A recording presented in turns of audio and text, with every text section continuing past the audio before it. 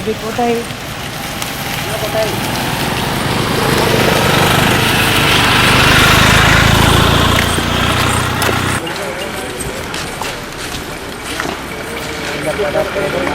நாங்கள் கோப்பம்பட்டியிலேருந்து வந்திருக்கோம். நாங்கள் ஈபியில் வேலை வாங்கி தரேன்னு சொல்லி எங்கள் ஊரில் இருக்கிற ஜெயராமன் கிளை செயலாளராக இருக்கார். அவர்கிட்ட நாங்கள் வேலை வாங்கி தரேன் உங்களுக்கு அப்படின்னு சொல்லி எங்கள்கிட்ட பணம் வாங்கினார். வாங்கி 4 வருஷம் ஆயிடுச்சு. இப்போ 4 வருஷம் ஆகி கூட எங்களுக்கு வேலையை வாங்கி தரல, எங்கள் பணமும் கிடைக்கல. இப்போ நாங்கள் போய் பணம்னு கேட்குறப்ப இந்த இப்போ தாரேன் அப்போ தாரேன்னு சொன்னாங்க. அதனால் சரி நம்ம சொந்தக்காரங்க உள்ளூர்காரங்க அப்படின்னு நாங்கள் யதார்த்தமாக இருந்தோம். இப்போ போய் கேட்டால் நானுக்கு அரசியல்வாதி, எனக்கு அவரை தெரியும் இவரை தெரியும், உங்களால் என்ன செய்ய முடியும், நீங்கள் செஞ்சுக்கங்க, நீங்களை ரொம்ப மிரட்டுறாரு, பணமும் கொடுக்க மாட்டேங்கிறாரு. இப்போ அதனால் நாங்கள் இப்போ எஸ்பி ஆஃபீஸ்ட்டு நாங்கள் வந்திருக்கோம். இவங்க இருந்து எங்களுக்கு பணம் வாங்கி கொடுக்கணும். நாங்கள் 1 லட்சம் கொடுத்துருக்காங்க, 2 லட்சம் கொடுத்துருக்காங்க. இப்போ வந்தவங்க 2 லட்சம் 3 லட்சத்துக்கு மேலே தான் கொடுத்துருக்கோம்.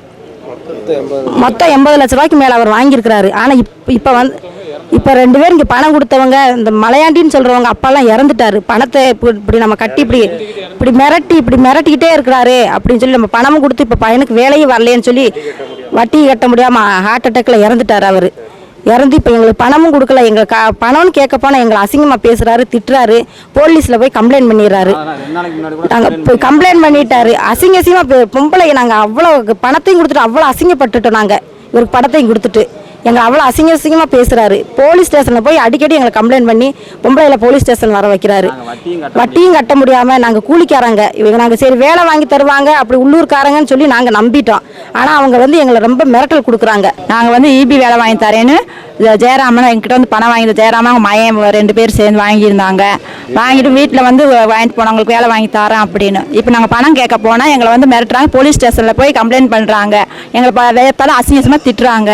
நாங்கள் தென்னம்பட்டி போயிருந்தோம்.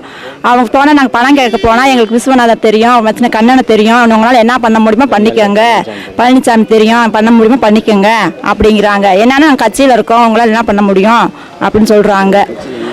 அவர் கிளை செயலாளராக இருக்காரு, ஏடிஎம்கே கிளை செயலாளராக இருக்காரு.